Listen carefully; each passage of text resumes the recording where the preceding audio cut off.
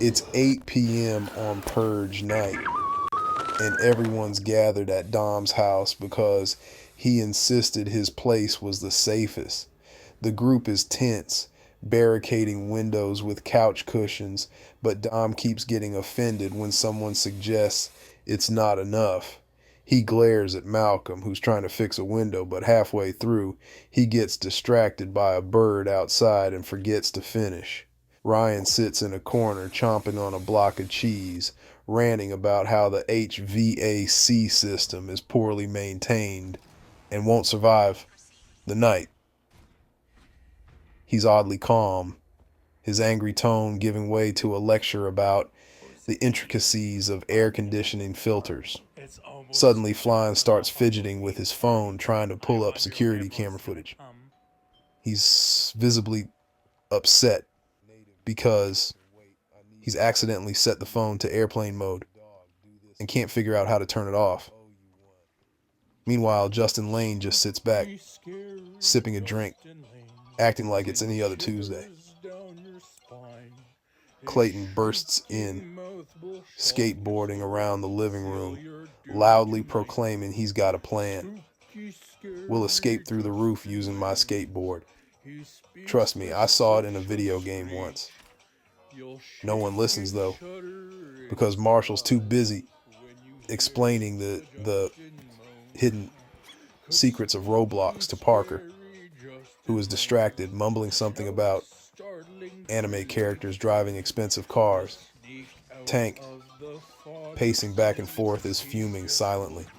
Every time he catches sight of Ryan munching on cheese, his eye twitches. "Why do you always have that stupid cheese?"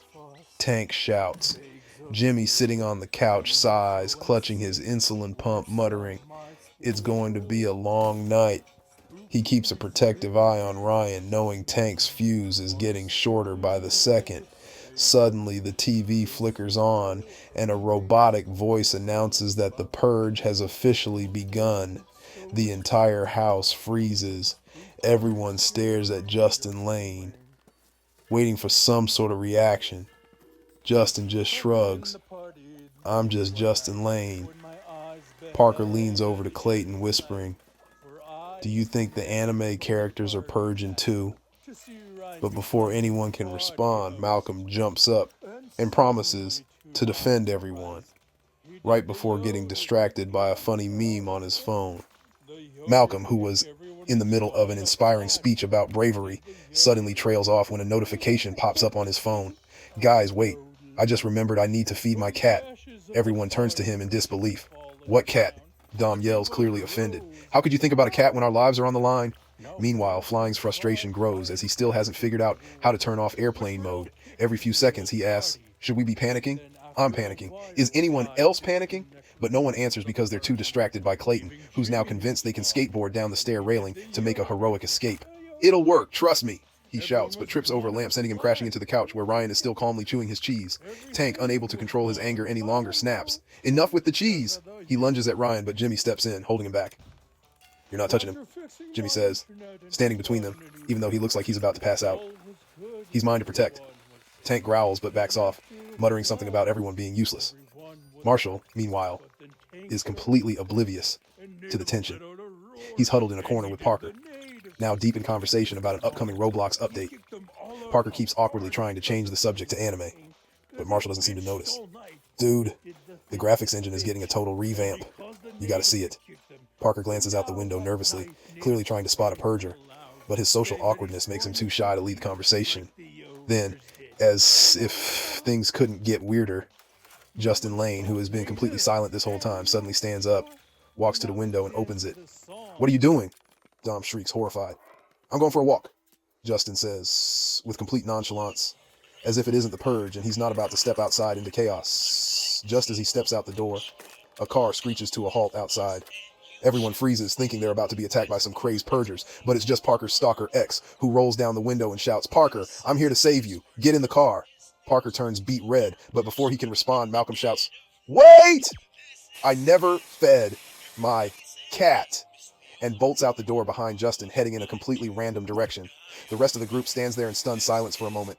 Dom, now thoroughly offended and ready to snap, crosses his arms. This was a terrible idea. I told you my house wasn't built for a purge. Flying, still panicking, blurts out, should we go after them? I mean, maybe we should stay. What if the Wi-Fi goes out? Ryan, still chewing on his block of cheese, looks at the group and says calmly, we're going to die. But at least the HVAC is running efficiently. Tank finally loses it, throwing his hands up. I'm done. I hate all of you. He storms off to the kitchen, where he starts angrily raiding the fridge, while Jimmy collapses on the couch, his exhaustion catching up with him. Just wake me up when the purge is over, he mutters, curling into a ball.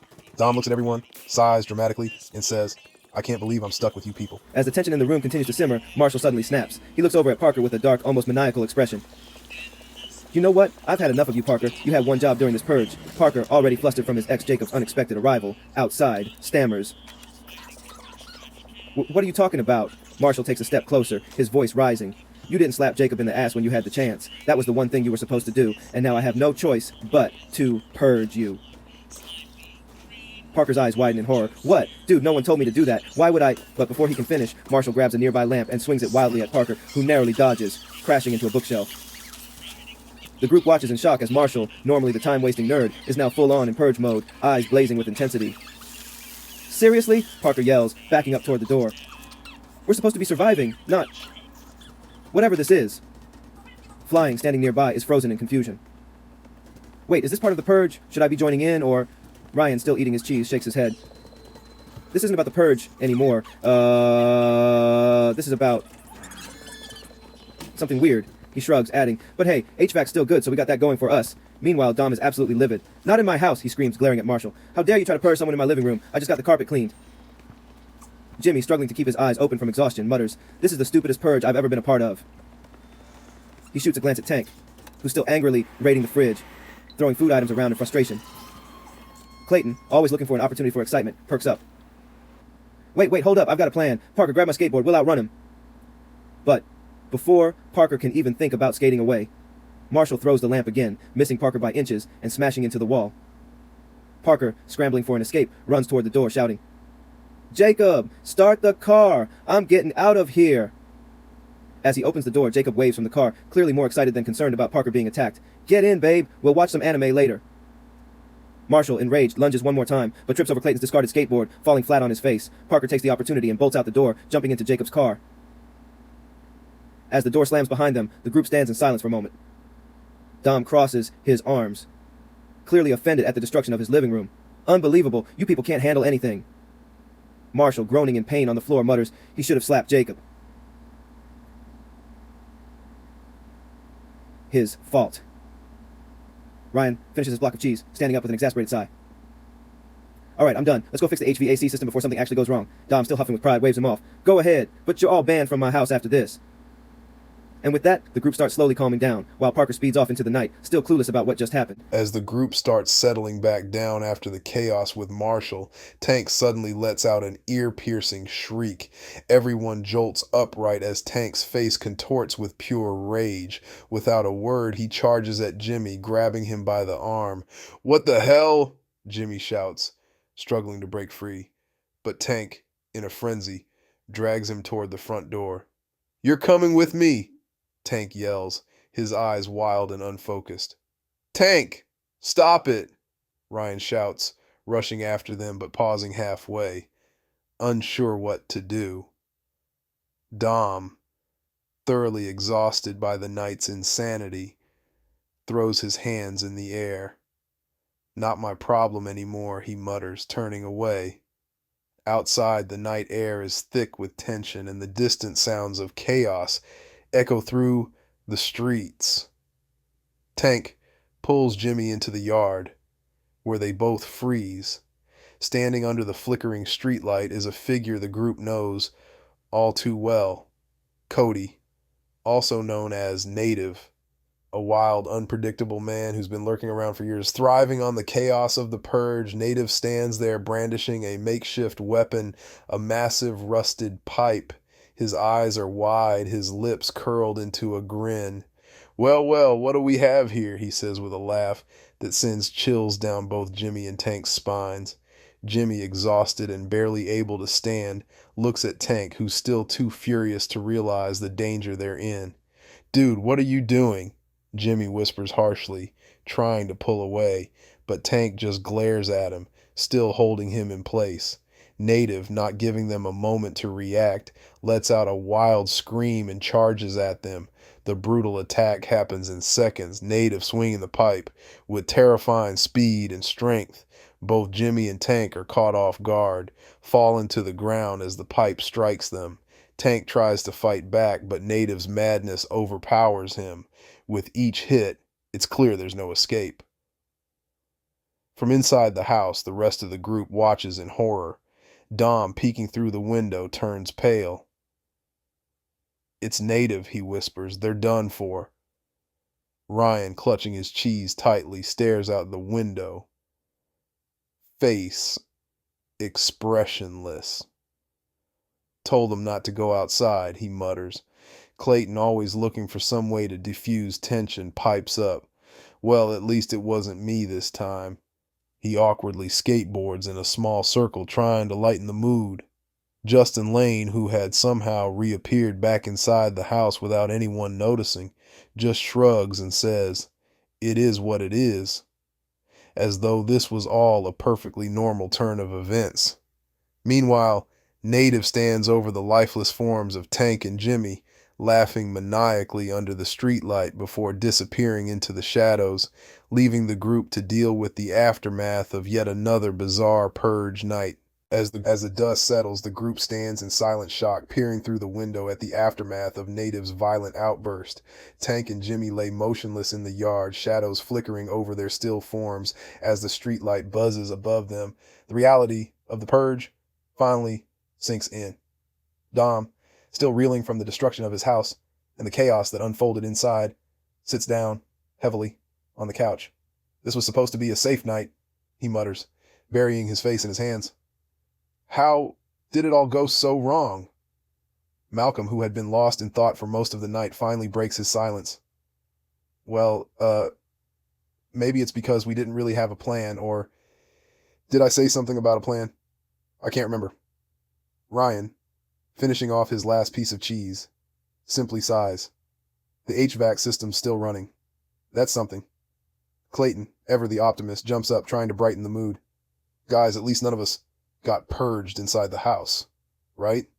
And I've got an idea for next year. Skateboarding lessons. We can all skate away from danger."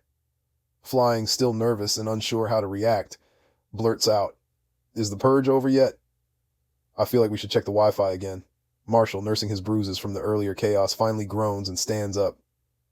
"Well, Parker got away, so there's that. I still think he should have slapped Jacob, though."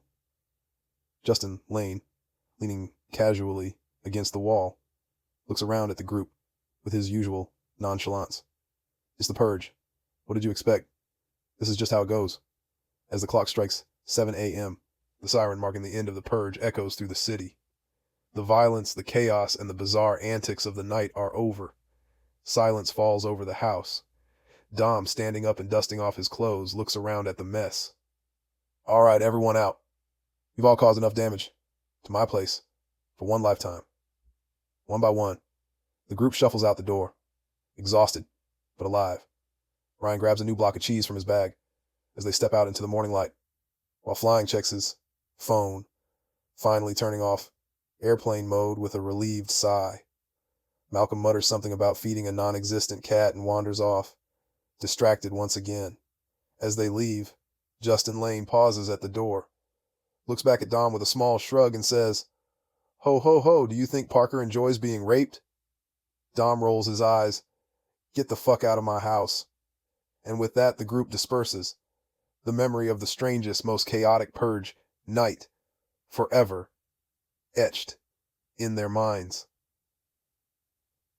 As the sun rises, it's clear that while the purge may be over, the absurdity of their lives is just beginning.